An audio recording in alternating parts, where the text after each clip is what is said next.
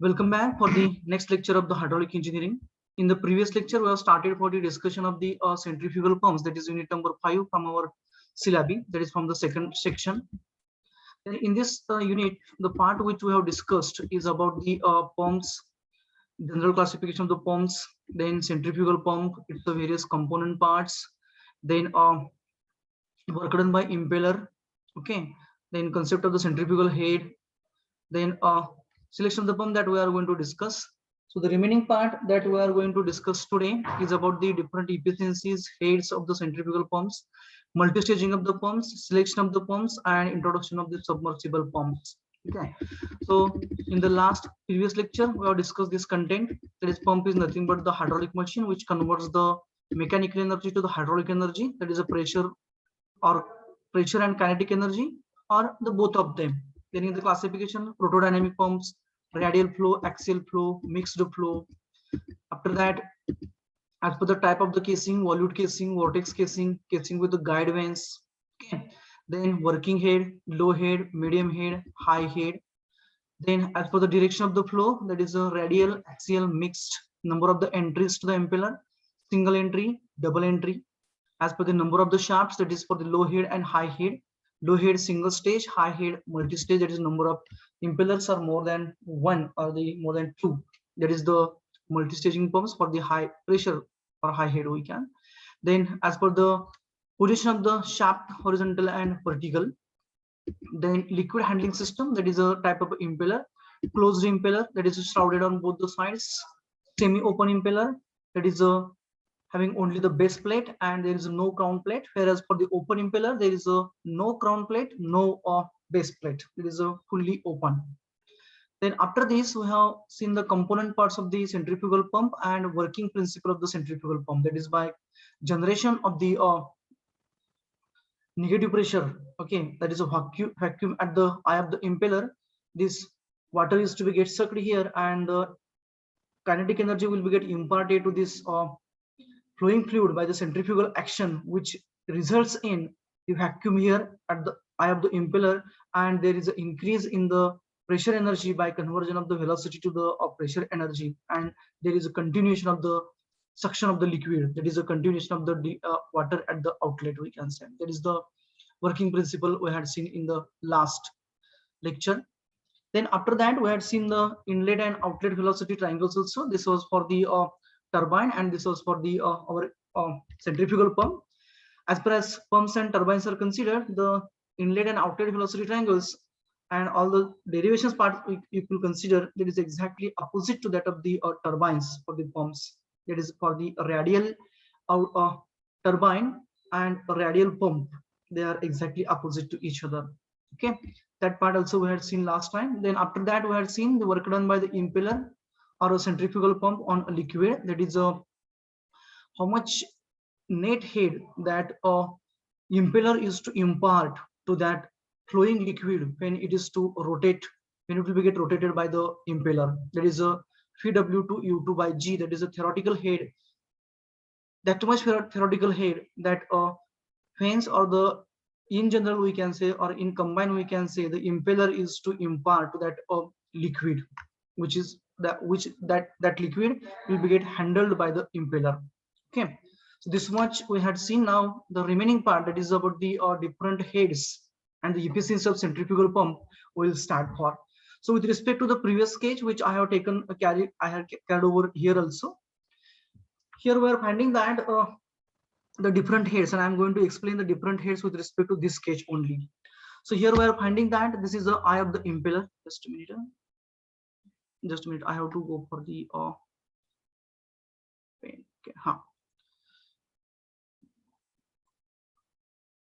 so here if you consider the things, then we are finding that for the pump, this is the impeller and this is the eye of the impeller. So heads, that is a mainly suction and delivery head, and along with that manometric head and all those are explained, or they are considered with the baseline as the eye of the impeller, or the central line of the impeller, we can say. That is a central line of the pump also. The line which is passing through the center of the impeller, or the center of the eye of the impeller, that is also called as the central line of the pump. So with respect to this line, we are going to describe the suction head, delivery head, static head, manometric head, and other things. So suction head means what? Now it is related to the suction, that is taking up the water inside the pump, or taking up the water inside the impeller and throwing outside, so that it will be get delivered to the desired point or desired location.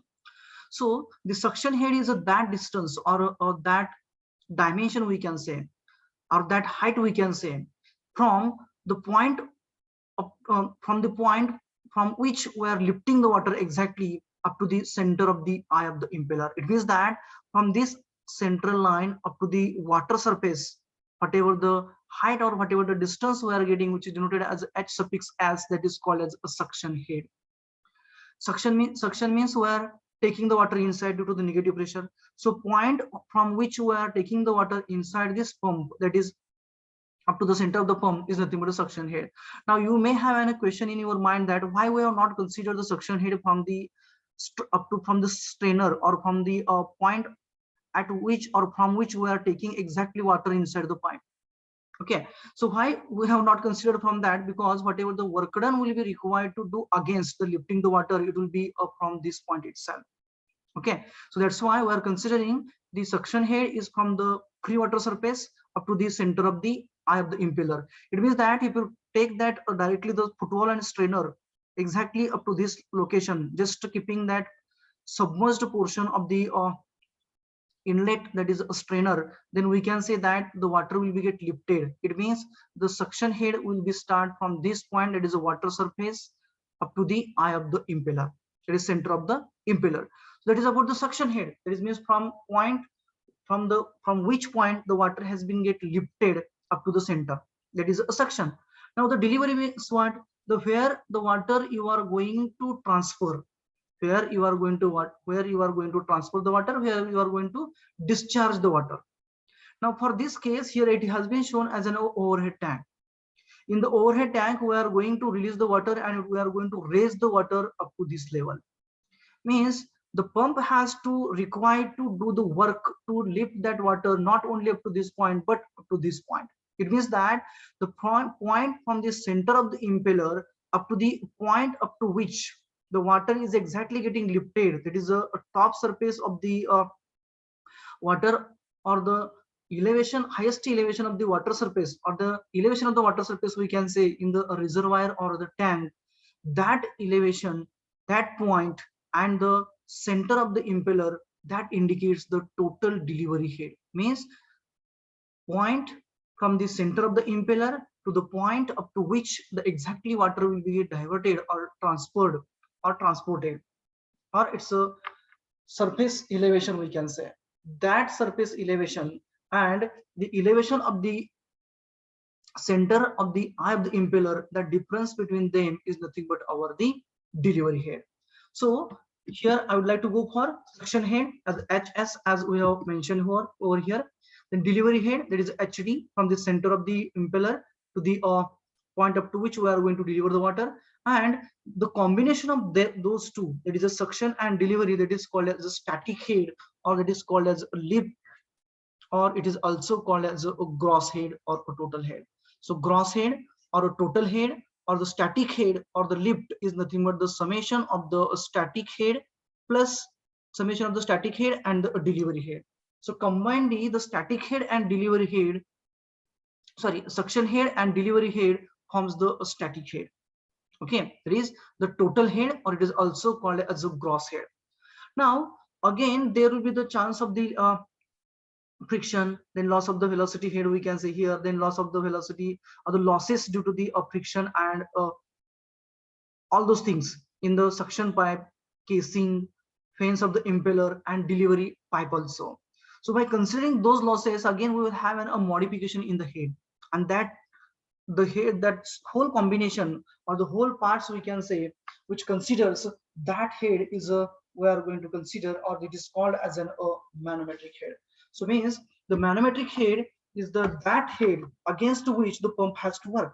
Means the total head against which the pump has to work. It means it includes the suction head, delivery head, then head loss due to friction in a suction pipe, head loss due to friction in a delivery pipe, then loss of the head here in terms of the velocity, and then a loss of the head in a casing and impeller also.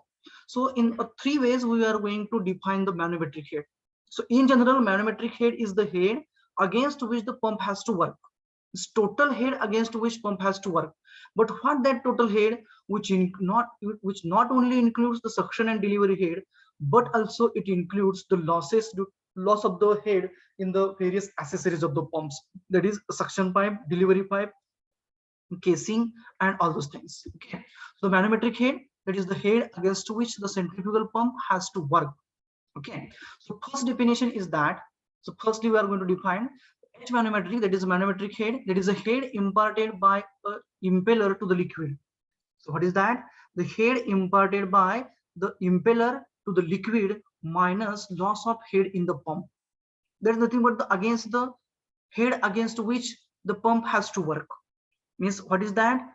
Head which is imparted by a impeller to the liquid, यानी कि impeller ने liquid को कितना pressure दे दिया है, impart किया है, minus the loss of head in the pump, यानी कि उसमें क्या क्या आएगा यहाँ पे, not only that the head imparted by the liquid आ जाएगा, यानी कि उसमें क्या आएगा, suction head का भी आ जाएगा, then जो losses आ रहे हैं वो losses आ जाएंगे, यानी कि suction pipe में loss हो रहा है, casing में loss हो रहा है, बाद में delivery pipe में loss हो रहा है. So by considering all those things, the H manometric is nothing but the head imparted by the impeller to the liquid minus loss of the head in the pump. That is the first definition. Okay, so loss कहाँ पे लिया हमने? Impeller, casing, okay, then suction pipe and delivery pipe. Then that things, then we can summarize the thing here for the first one. That is a head imparted by the impeller to the liquid. That is a theoretical head we are knowing. It is a VW2 U2 by G. Okay, that is a theoretical head minus head loss in a impeller, that is a I, and head loss in a casing, it is a C I have written over here. It means that VW2 U2 by G minus head loss in the impeller and the casing, which accounts for the manometric head.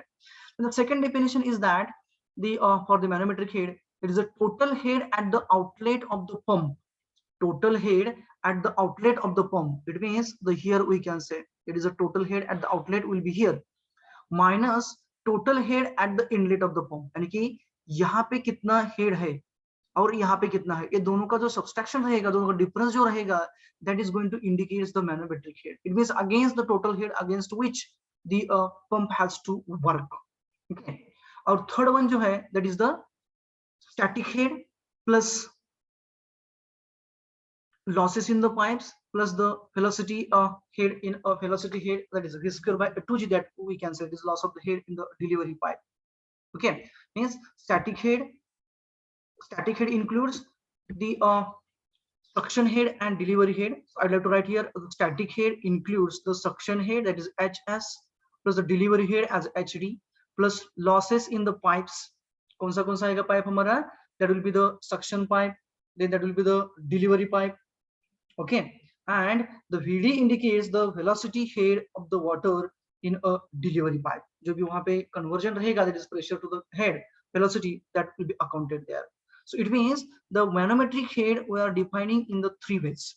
And in general, that manometric head is nothing but the head or a total head against which the centrifugal pump has to work is known as the manometric head. So those are the some of the definitions for the heads, that is a suction, delivery, static, and manometric head. Now with respect to this, we'll go for the different efficiencies of the centrifugal pump. So what are those efficiencies? As like a turbine, here also we have a different efficiency. There is a volumetric efficiency is there, manometric efficiency is there, then overall efficiency is there. We'll go in details of the same. So first one is the manometric efficiency. Abhi manometric head we are knowing that it is the total head against which the pump has to work. Okay, so manometric efficiency says us that a ratio of the power given by the pump to the water, okay, at the outlet of the pump to the power available at the impeller, means output power by input power, means the total output power divided by total input power per unit weight of the flowing fluid is nothing but the manometric efficiency. So manometric head was the total head against which pump has to work. So for overcoming that head, or to impart that much head, or to work against that head, whatever the efficiency that pump is going to give us, that will be related to the total power given by the pump to the water at its outlet, to the total power available at the impeller, means the shaft power of the pump, we can say. That is the power given by the motor or the prime mover per unit weight. So mathematically it is written as efficiency manometric is equals to manometric head, it is the total head against which pump has to work, divided by a head imparted by impeller to the liquid. So the manometric head we are knowing, that is a HM, we are denoting it as a HM manometric head, and that summations we are knowing, that is HD HS plus V square by 2G VD square by 2G likewise. Okay, divided by the head imparted by the impeller to the liquid, that is a theoretical head, P2 PW to U2 by G. Just I am taking the G as a towards the numerator, so it becomes as a G into H manometric, that is the manometric head, divided by VW to U2. That is VW2 is the velocity of the whirl at outlet, and U2 is the tangential velocity at the outlet. It is a periphery, we can say.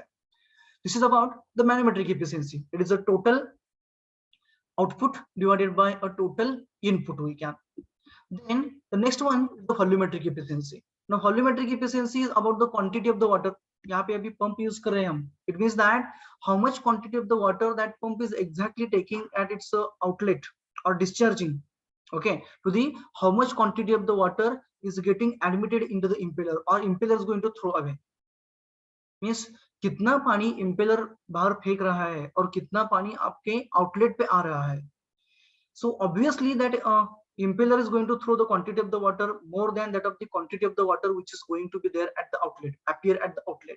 It means that volumetric efficiency talks about the quantity of the liquid or quantity of the water here which is getting handled by the pump. So that is the ratio of the quantity of the liquid discharged per second from the pump, discharge per second from the pump to the quantity passing per second through the impeller. यानी कि impeller से कितना पानी बाहर जा रहा है, वो कितना थ्रो कर रहा है बाहर, और exactly outlet पे आपको कितना आ रहा है. Okay, so mathematically it is written as quantity of the liquid discharged per second from the pump upon the quantity of the liquid or the water passing per second through the impeller. So we are considering the small q or the delta q some of the times, that is the additional water or the extra water which is appearing than that of the water at the outlet. So at the outlet हमें कितना add मिल रहा है, q मिल रहा है. So at the impeller that appears to be q plus a delta q, that is a small amount of the water in addition to that of the outlet water we used to have therein. Why it happens so? Because whatever the total quantity of the water which is thrown by the impeller outside the or at the periphery, we can say, suppose that this is our impeller, it is throwing the water outside when it is rotating at a proper speed.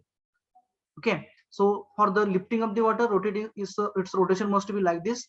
Suppose that it is having an volute casing, for the understanding purpose I'm considering over here. It means that its diameter is going to increase in order. Now यहाँ पे जब ये rotate होगा तो क्या करेगा, इसमें जो पानी आएगा देखिए सक्शन पाइप से, मान लो कि आपका सक्शन पाइप यहाँ पे है, आपने कनेक्ट कर दिया है, और यहाँ पे आपका सोर्स है, ओके, वेल है, कुआं है, यहाँ से पानी ऊपर आ रहा है. तो इम्पेलर क्या करेगा, जो भी पानी यहाँ पे आएगा उसको बाहर थ्रो करेगा. बट लेकिन यहाँ से पानी जब ऊपर जाएगा तब इसका एनर्जी कन्वर्जन होता जाएगा, यानी कि kinetic energy will be get converted to the pressure energy and we are getting water at outside. So in the conversion of the energy, the total quantity of the water which has been thrown by the impeller outside, it will not appear as it is at the outlet. Okay, so some of the water in the forms of the EDs and all those things, it will try to rotate here only if diffusion ring and guide vanes are not provided. So in that case we used to get a less efficiency. So that's why we are considering here as a small q in addition to the total quantity q which is going further in a upward direction. So that will be q plus q, that is a quantity of the water which is thrown away by the impeller, and at the outlet we are getting the quantity as a q. So that is about the volumetric efficiency of the centrifugal pump. Then the next one is the mechanical efficiency. Now for the mechanical efficiency, here we are using the mechanical efficiency term, means we are using the term as a mechanical one. It means that in the pump we are converting mechanical energy to the hydraulic energy, means the mechanical energy will be related to the mechanical power, that is a shaft power. That is a shaft power, here it is shown, that is a shaft power, and the ultimate hydraulic energy which we are getting by the rotation of the impeller, that is a power delivered by the impeller to the liquid. That is power delivered or power imparted by the impeller to the liquid. That is a kinetic energy, pressure energy, and centrifugal action. So those energies are the hydraulic energies. Those are given by the impeller. When the impeller is provided with a mechanical energy as a rotational in the term by the shaft, when the shaft is connected to the prime mover as a electric motor or a engine, means how much amount of the power which is given by the shaft is getting converted to the hydraulic energy. That thing we are counting here in a mechanical efficiency. So the ratio of power delivered by the impeller to the liquid to the power output, sorry, power input to the shaft of the pump, that is nothing but the mechanical efficiency. So the power at the impeller we are knowing by the relation which we have derived in the last one, that is a m into vw to u2, that is a for the mass m we have considered. And for the and shaft power as usual, that is the shaft power we are considering, which will be given or which will be provided by the motor or the engine. So the for per unit weight you will go for, means if you want to have a weight instead of the mass, then we are knowing weight is equals to mg, mass is equals, sorry, weight w is equals to m into g. Therefore we have the m is equals to w by g. Here we are considering both the powers in the unit of the watts. If you want to have the in a kilowatts, generally shaft power is provided in a kilowatts, then we will be required to divide the this power at the impeller or impeller power by the 1000. So it means after rearranging the terms, we is to get the either this m into vw to u2 by 1000 upon shaft power, or directly m into vw to u2 by a shaft power. Okay, this is about the mechanical efficiency. And the last efficiency, that is the overall efficiency.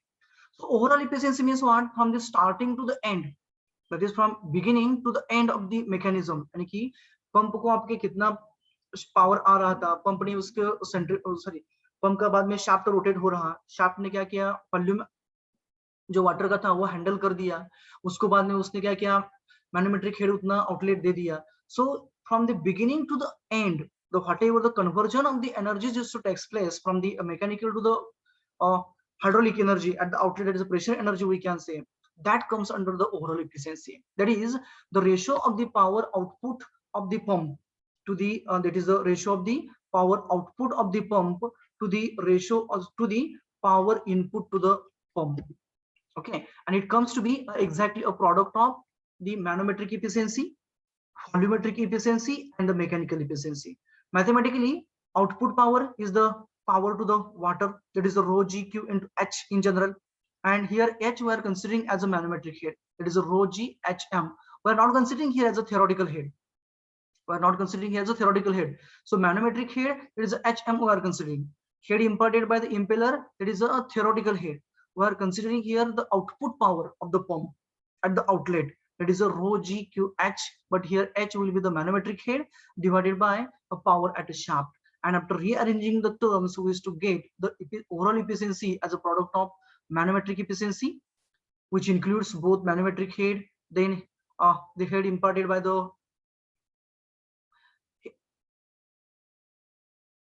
impeller to the liquid, then it includes the volumetric efficiency, that is the loss of the water here, and the mechanical efficiency, that is a loss of the power in the conversion we can say.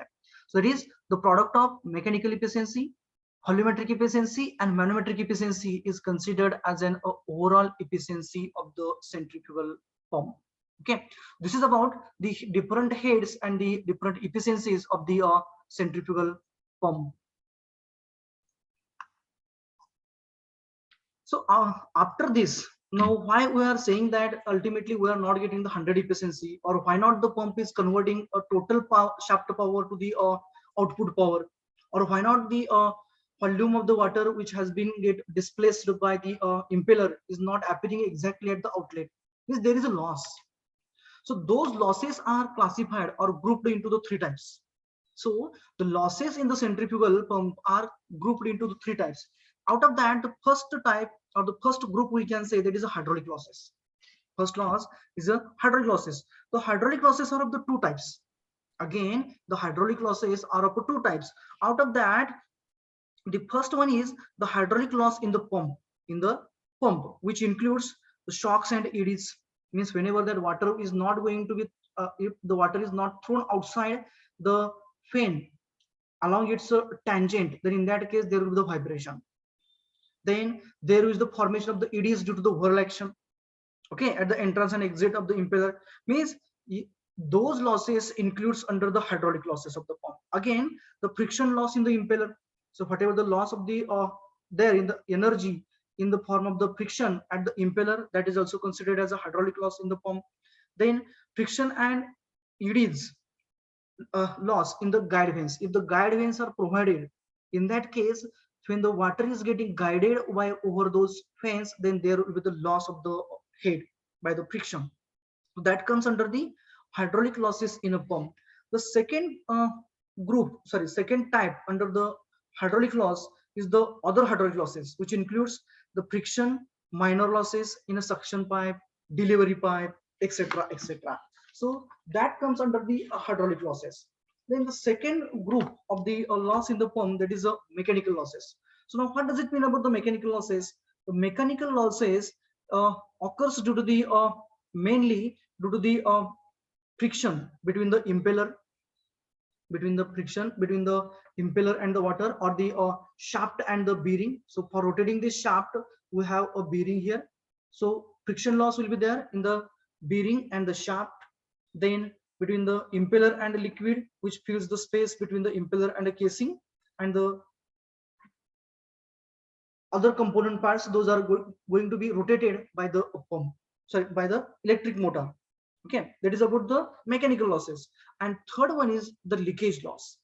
So leakage loss accounts for the loss of the water due to the pump by the leakages. Means wherever we will not having this air vent which we are going to use for the priming of the pump, that is for removal of the air and pouring the water completely. If it is not tight, if it is not we have made it as a closed completely, then in that case, when the pump is working, then in that case water will get lost from here. Then whatever the washers which you are using at the flange of the delivery port, यानी कि यहाँ पे जब हम delivery pipe connect करने वाले हैं, तब हम दोनों पाइप्स कनेक्ट करने के लिए फ्लैंज के बीच में यहाँ पे हम रबर वॉशर यूज करते हैं. If that rubber washer is of not a proper dimension, or if that nut bolt mechanism is not made properly tight, then in that case there is also a leakage of the water. So by considering all those things, those are grouped into the three types, that is a leakage loss, mechanical loss, and the hydraulic loss, that is the losses in the centrifugal pump. Okay, after discussing the efficiencies, manometric different heads, losses, etc., now we'll start for the numericals associated with those quantities. I have considered all this example. Just go through it. The impeller of a centrifugal pump has an external diameter of 450 millimeters, means D2, that is outlet diameter, is given to us, and the internal diameter of 200 millimeter. Means for the impeller they had given the data for the of a centrifugal pump.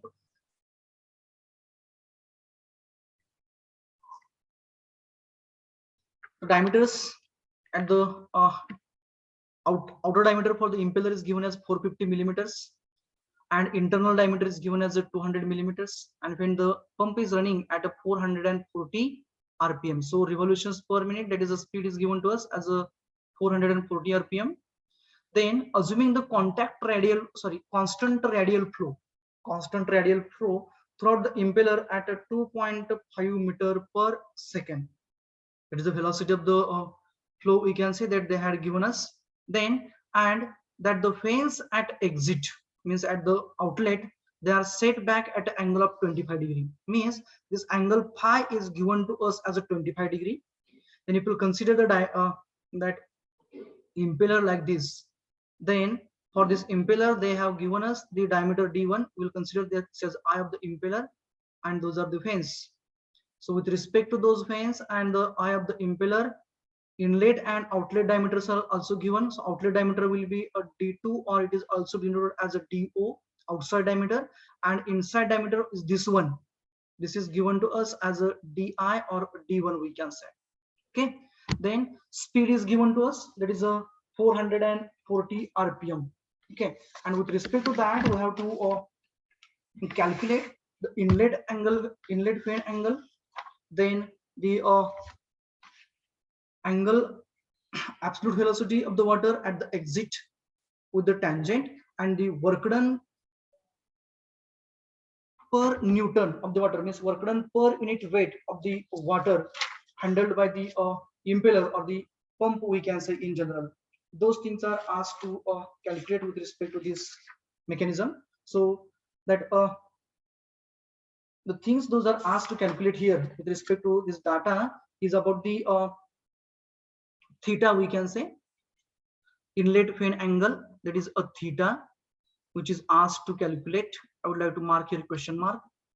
Then the angle absolute velocity of the water at the exit, means they have asked the angle made by the absolute velocity of the water at the exit, means the v2 is the absolute velocity and angle made by it with respect to the tangent, that is a beta, they have asked to calculate.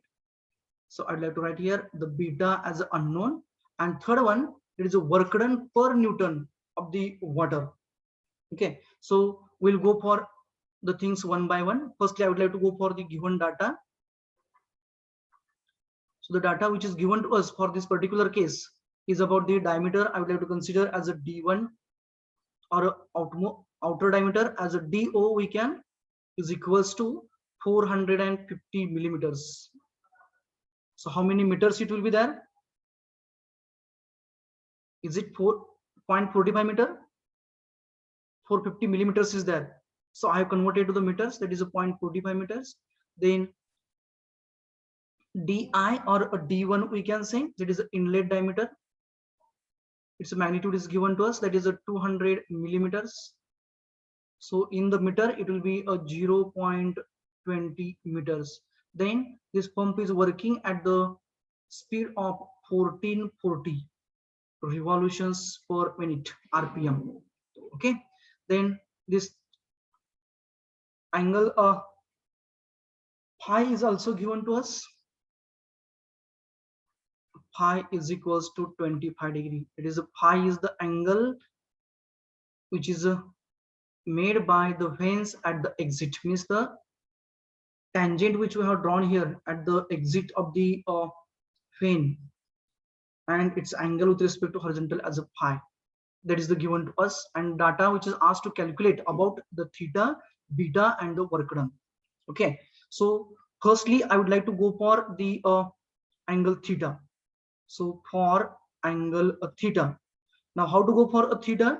Those are the inlet and outlet velocity triangles which are drawn over here for the understanding purpose. Then for a theta, so theta is at the inlet, it is associated with the inlet angle, inlet fan angle we can say. So for a theta we need to go for the inlet triangle ABC. We need to go for the triangle ABC. So in this triangle they had given us the velocity. I meant to write here, that is 2.5 meter per second, that is a v1 and a v1 we can say. So I'd like to write here, it is a velocity, that is a radial velocity with which water is flowing, that is a v1 is equals to v1 is equals to 2.5 meter per seconds. Okay, now here we are knowing this v1 2.5 meter per second. Okay, alpha is a 90 degree, theta we want to calculate. It means that as angle is a 90 degree here in this triangle ABC, we will be in the position to apply the trigonometric equations, that is sine cos tan. But for application of the sine cos tan, we need to know about at least 2 dimensions to get an angle. At least 2 dimensions to get an angle. It means along with the v1, we need to have either magnitude of the vr1 or the u1. But for vr1 it will be quite difficult to get it, but u1 we will get easily. But means if you will get the u1, then we are knowing the side adjacent to the angle theta and opposite to the theta. It means we will be required to go for a tan of the theta in the triangle ABC. So for theta in triangle ABC, I would like to go for a tan of the theta. So tan theta is equals to opposite side I would like to consider as a CA divided by adjacent side as AB. That is equals to phi1 upon the u1. Now phi1 is known to us. Phi1 is known to us, but u1 we don't know. So for u1 now, so how to calculate the u1? U1, how to go for the u1? What is the relation between u and n? U is equals to pi dn by 60. That is the general relation. Pi dn upon a 60, isn't it? Now here we want to go for a u1, which is related to the inlet velocity triangle or inlet tip of the vane. Means u1 will be equals to pi d1 n by 60. So diameter will be at the inlet. So that is equals to pi into diameter d1 that is the inlet diameter is a 0.20 into the number of rotations, that is a 1440 divided by 60. So what is the magnitude for u1? By calculation, u1 is equals to how many revolutions per second? 15.07.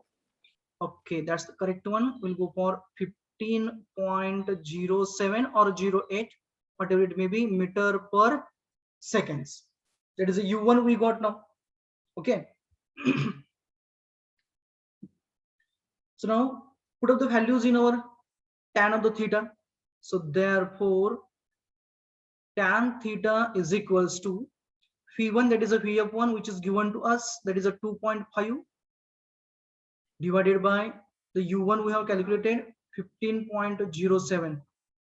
Therefore a theta is equals to tan inverse of, I think so, 2.5 divided by 15.07. it comes to be 0.1658, something like that, isn't it? 0.16. Yes, sir. Is it correct now? Yes. Okay, then go for the theta. So theta will be tan inverse of the same. What is the magnitude then for the angle? 9.41. 9.41 degrees. It means the angle of the inlet vane, sorry, angle of the PR1 we can say, that is the angle in inlet vane angle. The theta must be 9.41 degree for the given conditions. Okay, so we got the first parameter, that is a theta. Now we have to go for the next parameter as a beta. The beta they have asked. So for the beta will be required to go for the outlet triangle. So beta is here. So for getting the beta will be required to go for the V2, VW2. Okay, then and only then we will be able to find out the magnitude of the beta. So for getting the VW2, they had given us a clue about the pi. They had given the pi. So pi is known to us. Okay, that pi angle is given to us. But for getting by using the angle pi, we will get the VF2. बरोबर का बघा आपल्याला VF2 मिळेल इथं कशाने angle phi ने. But before proceeding to that, we will be required to go for the U2. आपल्याला tangential velocity U2 काढावं लागेल, कारण VW2 मिळण्यासाठी म्हणजे बीटा काढण्यासाठी आपल्याला opposite side आणि adjacent side or the any two sides will be required to calculate. कोणत्या तरी दोन साइडचे आपल्याला मॅग्निट्यूड काढावं लागेल, कारण इथला रेडियली आउटवर्ड फ्लो आहे, म्हणजे हा अँगल 90 डिग्री असणार आहे दोन्ही साइडला. Will be in the position to apply the sine cos tan. Here is the trigonometric equations. Okay, so what we will do, we will go for the tan of the beta. Tan of the beta घेतलं काय येणार आपल्याला opposite side upon adjacent side येणार आहे. Opposite side upon adjacent side. So I would like to go for firstly the equation, that is for beta from triangle, that is outlet triangle, we can say outlet triangle DFG. Outlet triangle DFG, tan of the beta is equals to opposite side, there is a FD upon adjacent side is a VW2. Okay, me directly VW2 लिहिलेला आहे. GF आहे म्हणजेच काय झालं VW2 झाला आणि FD म्हणजे कोण आहे VF2 आहे. So that is equals to phi F2 divided by phi W2. Okay. Now, how to get the phi W2 firstly? How to get the phi W2? For getting the phi W2, will be required to subtract this EF from the U2. So I'd like to write here phi W2 is equals to U2 minus EF. From here, I have taken those things. I have taken from this outlet velocity triangle. So U2 is from G to the E. You will subtract this E to the F from the U2. You will get the directly phi W2. Okay.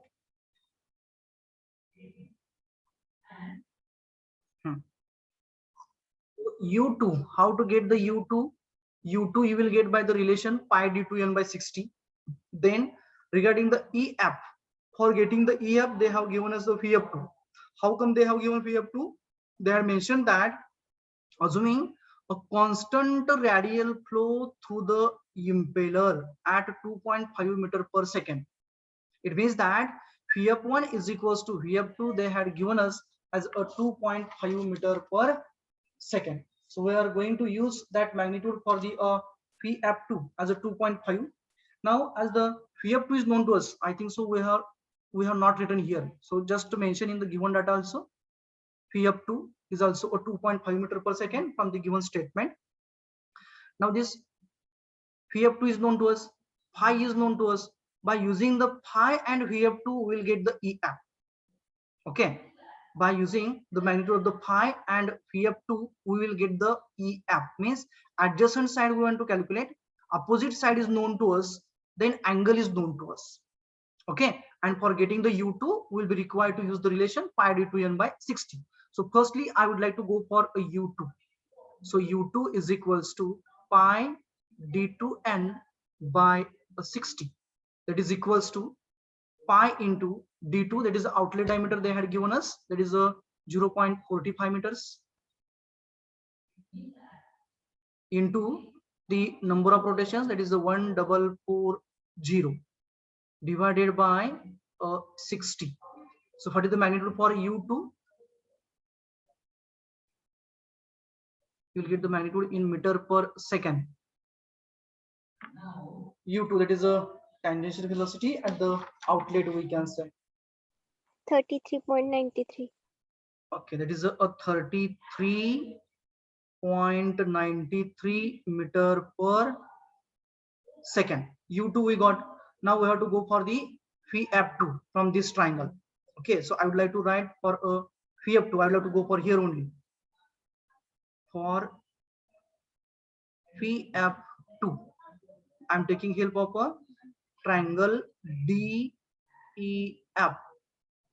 Tan of the phi I'm going for. Tan phi is equals to opposite side, that is a FD, that is a phi F2. Sorry, apnar phi F2 nahi pahiye. What we want to have? We want to have EF. So here instead of the phi F2, I would like to write a EF is equals to, now tan phi is equals to phi F2 divided by EF. Phi is a 25 degree. Therefore, EF is equals to phi F2 as a 2.5 divided by tan of angle as a 25 degree at the outlet. So tan 25. We will get a EF is equals to, what is the magnitude for EF? Will be the velocity, it will be in meter per second. 2.5 5.36 5.36 meter per second. Now use here for getting the phi W2. Therefore, phi W2 is equals to U2 minus EF. U2 is a 33.93 minus EF as a 5.36.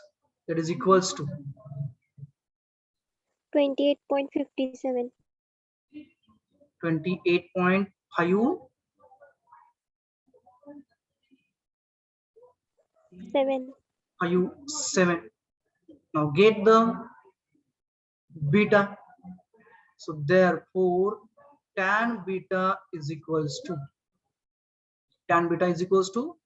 what is that? Tan beta, here we have written tan of the here tan beta is equals to opposite side upon the adjacent side. Opposite side is a phi f2, which is known to us, okay, divided by phi w2. So this is a 2.5 opposite side upon the adjacent side is a phi w2, that is a 28.57. Therefore beta is equals to 5 degree. 5 degrees. Is it exactly a 5 degree? Yes, sir. 5.0000. Okay, so that is a 5 degree. It means by using the inlet and outlet velocity triangles and given data for the impellers and all those things, we are in the position to find out the asked quantities. Okay. The next parameter, that is a third parameter, that is a work done per unit weight of a liquid or water. Work done per unit weight of a water. So work done is nothing but the force per unit weight. No, not the force per unit weight. Work done, we have derived the equation. Work done is nothing but the force into displacement or per unit time, means force into velocity, and it is a per unit weight of the water it is asked. So we have derived the equation already, that is a phi w2 into u2 divided by g. Just to put up the values for the phi w2, u2 and g, you will get the answer there. So phi w2 is a 28.57. So that is equals to, actually this relation is a phi w2 u2 into m is there. Okay, but I would like to go in the details firstly. The basic equation is a mass m into phi w2 u2. Then we are replacing the mass in terms of the weight. W is equals to mg. W is equals to m into g. Means in terms of the weight, it will become as a phi w2 u2 into w divided by g. And w is equals to mg also. I will write here as w is equals to m into g. Therefore m is equals to w by g. Okay, so just to have quoted here, but what we want to have, we want to have the work done per unit weight of the water, means we have to divide it by the weight of the water, means w gets cancels, and what else remains? It remains only phi w2 u2 divided by g. Now put up the values here. Phi w2 is a 28.57 into the u2, it is a 33.93. Just now we have calculated, divided by g as a 9.81. So how much work done per unit weight of the water? 98.82. 98.82. Okay, per unit weight of the water, this will be the work done. Okay, this is about the example. Now the next example, I would like to go for the only the statement. You may solve at your own. I will give you the answers also. Okay, I will go for the quickly through this example. This is the second one. A centrifugal pump is to discharge a 0.118 meter cube per second at a speed of 1450 rpm against a head of 25 meters. The impeller diameter is 250 millimeter and its width at outlet is a 50 millimeter. Means this diameter is at outlet diameter and width is a 50 millimeter, and manometric efficiency is given to us, that is a 75%. What they asked, determine the angle of a vane, there is a vane angle at the outlet periphery of the impeller, means phi is asked.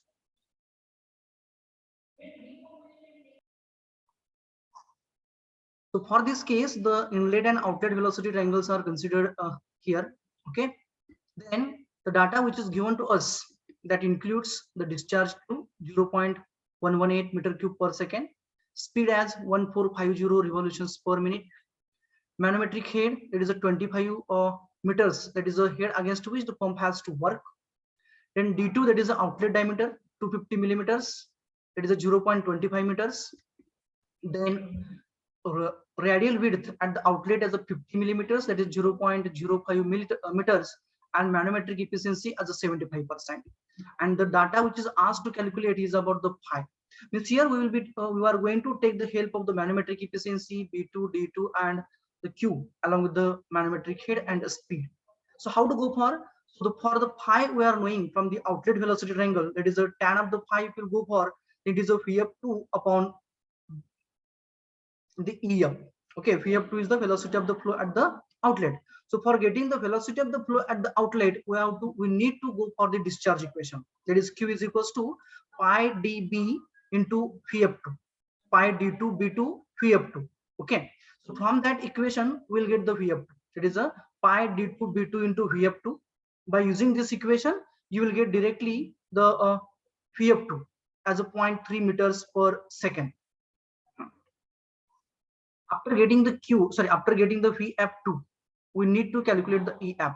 Means once we get the velocity of the flow at the outlet Vf2, now for the pi we need to go for the Ef. So Ef is nothing but this adjacent side of a angle pi for the triangle EFD, and for this triangle EFD, for getting the this much dimension, now we are knowing this much. Okay, we are knowing Vf2 and we want to calculate the pi. Means हमें अभी a value निकालने का है. We want to calculate this. If you consider this one, this is the U2 minus Vw2, यानी कि Ge minus Gf gives us a value of Ef. It means firstly we will be required to go for a U2. So U2 कैसे निकालोगे? Pi d2 n by 60. Pi d2 n by 60. So here I have written here, it is Ef. This one is equals to U2 minus Vw2. Then for the Vw2, in the next slide, sorry, I would like to go for U2 is equals to pi d2 n by 60. U2 is a pi d2 n by 60. Outlet diameter is given to us. So d2 has a 0.25. N is a 1450 divided by 60. If you do, then you will get the magnitude for U2 as 18.98 meter per second. Now we got the U2. Now for getting this E to the F, we need to go for a Vw2. Okay, so now how to go for the Vw2? That we will go for. Now for the Vw2 from the manometric efficiency. In the manometric efficiency, we are knowing that how to get it. So it gives us the manometric efficiency is the ratio of GHM. Okay, that is the HM divided by Vw2, means total head imparted by a impeller, that is a Vw2 U2 into U2 by G, that is a per unit weight we had seen in the previous slide only. So here this is the ratio of the manometric head divided by the theoretical head imparted by the impeller to the liquid, that is a M into Vw2 U2. W2U2, and just to have converted that mass to the W, okay, per unit weight we have taken here, so that becomes the manometric head HM divided by a W upon G into a Vw2 into U2. But as this is a per unit weight, means we have to divide it by a weight, so weight gets cancels and we get the only magnitude as this G becomes comes over in the numerator, that is a GHM divided by a Vw2 into U2. And for that purpose, they had given us the manometric efficiency. They had provided us the manometric head. G we are knowing 9.81 meter per second standard. U2 we have just now calculated. Just to put up the values. So 0.75 manometric efficiency is equals to 9.81. G head as a 25. Vw2 into that U2 is a 18.98. So after calculation, you will get the Vw2 as a 17.23 meter per second. And by using that magnitude of a Vw2, we have to calculate the EF, that is a U2 minus Vw2. So EF is equals to G minus EF, that is a U2 minus Vw2. U2 is 18.98. minus VW2 as a 17.23, it goes as a magnitude as a 1.75. Okay, then that 1.75 we have to use here, where for finding the tan phi, that is a phi is equals to tan inverse of Vf2 upon this Ef. So just putting over there, so tan phi is equals to Vf2 is a 3.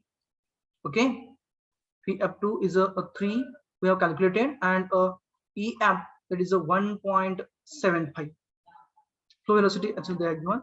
Then from this equation we used to get the phi as the tan inverse of 1.714, that is a 59.74 degrees. That is the magnitude for the phi angle. That is the angle made by the outlet tip, or a tip at the outlet, or the vein at the outlet with a periphery.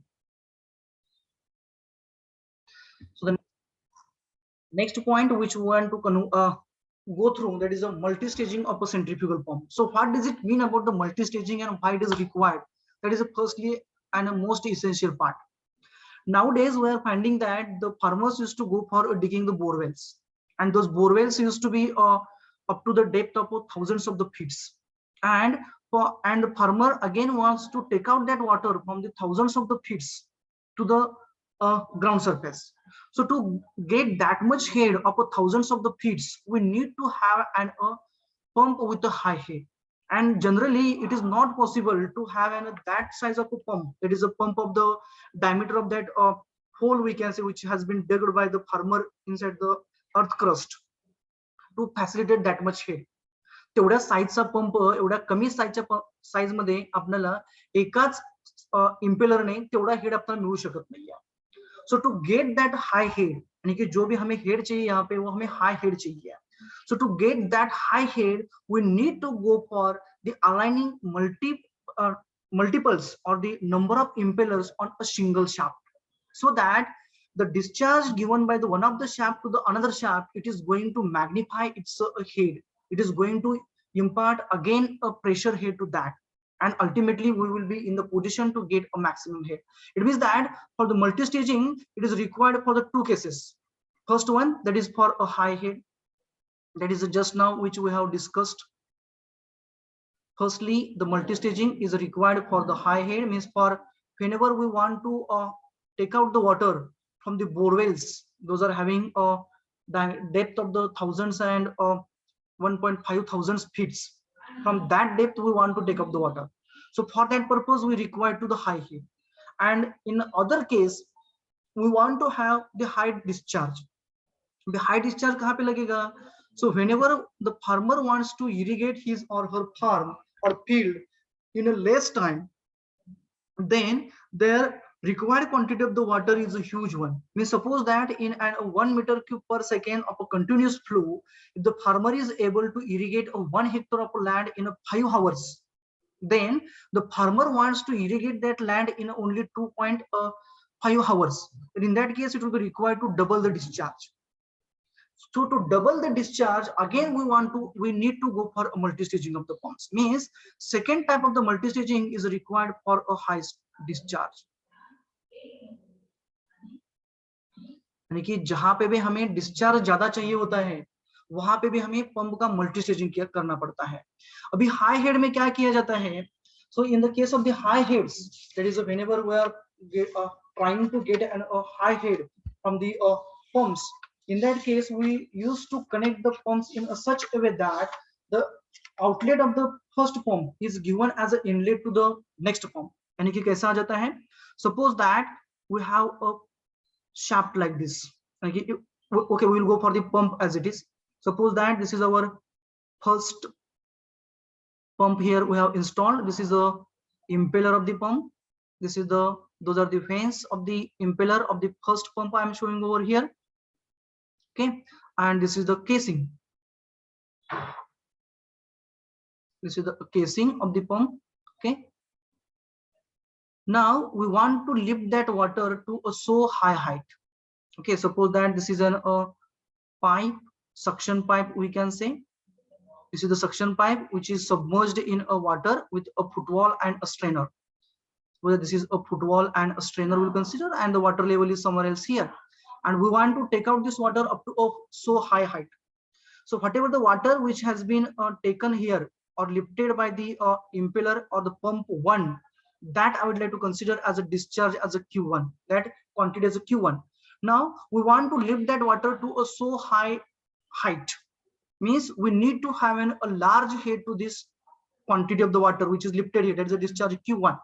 So for that purpose, what we need to do, that is we need to connect another pump, so that this outlet of this pump is given as an inlet to the next pump. And suppose that this is an inlet to the next pump now. So here we are going to connect the another pump.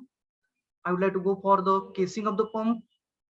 Suppose that this is a casing, okay, and here I would like to go for the impeller. Suppose that this is an impeller and this is the eye of the impeller. So what we are going to do, we are going to connect this outlet of the first. This is the outlet of the first pump as an inlet to the second pump. So this will be our second pump. Now what this second pump is going to do, second pump is going to admit the water which is given by the first pump. It is going to admit the water, it is going to take that water inside it, which is lifted by this pump, say as a 1 with the quantity as a Q1 which we have considered.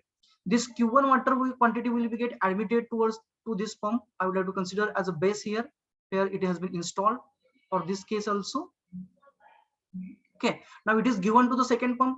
Now what it is going to do, it is going to impart the head to this one. Suppose that head imparted by this pump as H1.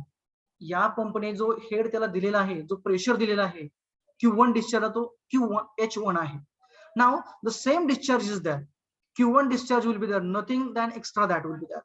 But only change is that now the whatever the head which was given by the first pump, it will be get amplified. इसका क्या हो जाएगा, amplification हो जाएगा, यानी कि यहाँ पे इसने दिया हुआ head H2 रहेगा, and the total head which we will get here, that will be addition of H1 plus H2. This is the multi-staging of the pump for getting the high head. This mechanism or this arrangement which we made over here, this is for getting a high head. It means here the arrangement of the pump we made in a series, pumps in a series, that is one after another. One after another, for what case, whatever the outlet of the first pump is there or one pump is there, it is given as an inlet to the next pump, and it will be get quantified again. Again, if you want to have another one, a pump for again for additional head, then we have to go for. This is for the centrifugal pumps I have shown here, that is for the monoblock pumps. For the in case of the submersible pumps, that is the pumps those are used for the lifting of the water from the bore wells. What the mechanism they are used to have, we used to have the number of the impellers on a single shaft. I mean, suppose that this is a shaft over which now we are going to mount the impellers. So this will be the inlet, that is a suction we can say directly. So the suction port I would like to show over here by this such case, and this will be the first impeller. I would have to consider this as a first impeller. Okay, so water is getting admitted inside this, sorry, just a minute, I have to go for curved surface here. Okay, so water will be get admitted from this and it will be get lifted from this. So एक ही entry port रहेगा, यहाँ से पानी अंदर आ जाएगा. But now after getting the water admitted in the first impeller, it will be given as an inlet to the second impeller. It means that the second impeller or the number of the impellers will be get counted. Suppose that for the second impeller we have the inlet port here, and this is the fans of the second impeller. Assuming that those are the fans for the second impeller. So now what we are going to do, we are going to give this as an inlet to the second impeller. Okay, so that the whatever quantity of the water Q with the head say as H1, it will be get admitted here from both the ports we can say, or from both the sides. Okay, so here also the same quantity of the water, that is a Q with the head as a H1 will be admitted, and now when the water is going to come out, or when the water will be get taken out from this second impeller, it will have the same discharge as a Q. It will have the same discharge as a Q, but there will be the additional head. So suppose that head imparted by this second impeller as H2, then in that case, whatever the total head which we will get, that will be head H is equals to H1 plus the H2. Both sides आ जाएगा, उनको connect करके बाद में we are going to take that outlet.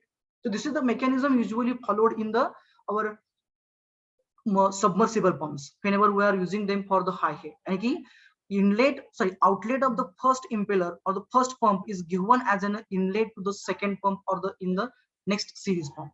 And in this case, the discharge remains same, but only there is a magnification of the head. Magnification of the head means the pressure, we can say. So for getting maximum pressure, we need to go for connecting the pumps in a series. Whereas for getting the maximum discharge, we need to connect the pumps in a parallel. How is it so? Suppose that this is an river we will consider, okay, and this is a water level in the river, and for the lifting of the water we have constructed, suppose that here, as a jack wells. So jack wells are the wells which are used for the placing the accessories of the like pumps, pump house, etc., and along with the pumps. Suppose that this is the jack well which we have provided here by constructing the piers and all those things inside the river. Now we want to get a maximum discharge. So for that purpose, what we are going to do, we are going to place here number of the pumps. Suppose that this is a first pump. I'm showing here as a casing for the first pump. Suppose that this is a casing for the first pump, and this is its impeller. And this impeller is going to get admit some water inside it, as we are going to connect it to the river. Okay, so this is a suction pipe with a footwall and a strainer. So what it will do, it will suck the water, say quantity as a Q1, and it will throw away towards the casing, and it will be get discharged at the outlet. So this is the Q1 from the first pump we are considering. Then the second pump also, it is we are going to install over here. Suppose that this is a casing for the second pump, and this is the impeller we are considering for the second pump. So this impeller, independently than that of the first impeller or than that of the first pump, is going to lift the water. And the relation between suction of the first and second pump is independent. Okay, this is footwall and strainer, and it is going to suck the water or admit the water, say quantity as a Q2. Okay, so this will be the Q2 which is going outside. And now if those discharges coming from both the pumps are combined together, then in that case we used to get the maximum discharge. Means up to this point we were having discharge as a Q1. Now from here the Q2 will be get admitted over here, and ultimately at the end we'll get the total discharge Q equals to Q1 plus Q2. It is that whenever we will have the combination of the pumps in a parallel, this is a parallel combination. So combination of the pumps in a parallel, it leads in a maximum discharge. Parallel combination of the pumps is giving us a maximum discharge, whereas the series combination of the pump is going to give us or provide us the maximum head. Okay, this is about the multi-staging of the centrifugal pump, which is usually used for the high head and the high discharge. Okay. So the next most important part about the centrifugal pumps is about the troubles and the remedies. Troubles in the sense the pumps fails to start, means the motor is to run, impeller is to rotate, but at the outlet we doesn't get the water. At the outlet we doesn't get the discharge.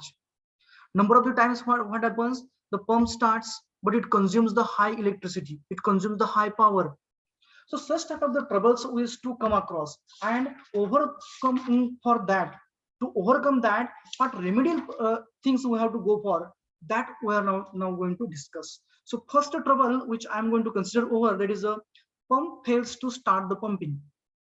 pump fails to start the pumping, means the pump is running now but not lifting the water, fails to lift the water or lift the liquid म्हटलं तरी चालेल, but here we are considering the water, so we'll consider as a pump fails to lift the water or pump fails to lifting. In short, I would like to go for lifting.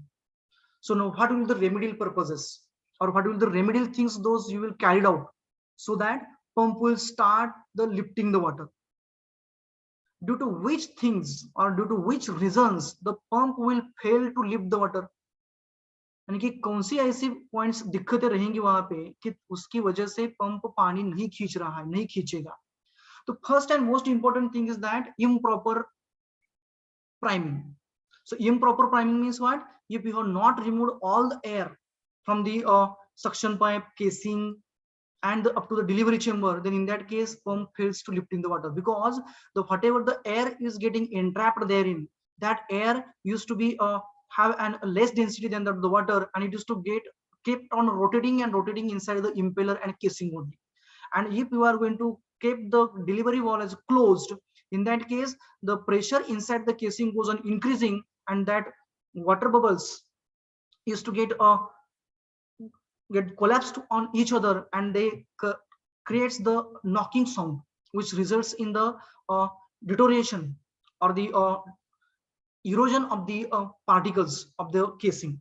That thing also occurs. It means that to overcome the trouble of the lifting of the water, firstly we have to check is the priming is done properly or not. If not, then we have to go for repriming. Repriming means we have to once again pour the water by opening that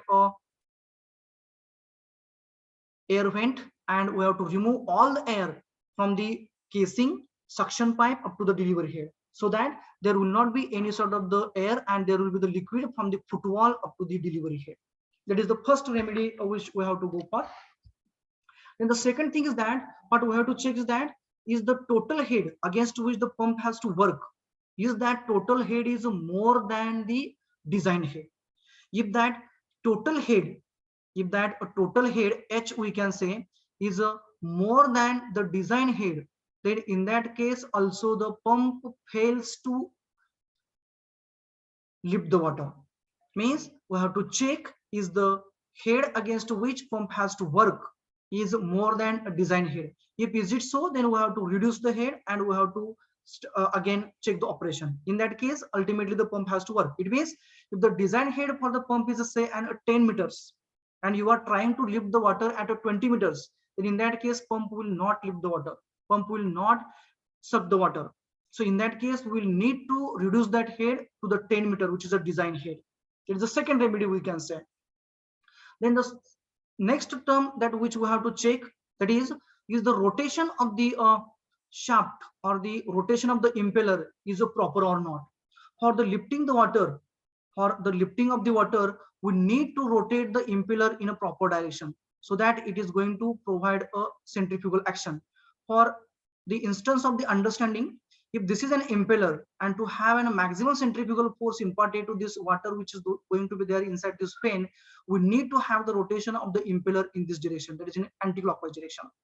But number of the times what happens due to the connection problem or interchanging of the our electric cable, the motor is to run in a reverse direction. If motor is going to rotate in reverse direction, then impeller is going to rotate in reverse direction. If this is the case, then in that case the pump doesn't lift the water.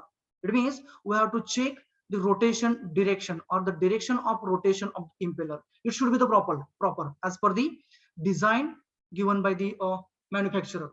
Number of the times over the casing, if this is a casing of the pump we can say, then over the casing the manufacturer used to give a mark, that is a clockwise or anti-clockwise. The arrowheads indicates the proper direction of the rotation of that impeller. So we have to check is the pump is rotating in the defined direction or not. Then another remedial thing that which we have to check, that is a clogging of the fans of the impeller. Means in the previous lectures we had seen that if the liquid which we are going to lift is that is a heavy liquid, then for a heavy liquid we need to go for the open impeller. But if you have employed the shrouded impeller which is closed from both the sides, then in that case that heavy liquid or the impurities contained in that liquid used to get accumulate here, and it results in a clogging of the fence. So we have to check is the clogging is there, and if the clogging is there, then we have to remove those debris and we have to make the clear passage in the fence so that the proper water will be get lifted.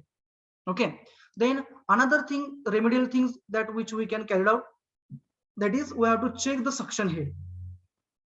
We have to check the suction head also. If the suction head is more than the net positive suction head, then in that case also the pump fails to lift the water. Means whatever the negative pressure which is generated at the eye of the impeller, it has to be equals to or more than the head which is required to lift the water from the source. Means suppose that this is a suction pipe and here this is the source and from which we want to lift the water. So this will be our suction head HS we can say. So the negative pressure or the vacuum which will be created at the eye of the impeller, it must be equal or more than the suction head. Then and only then water will be get lifted here.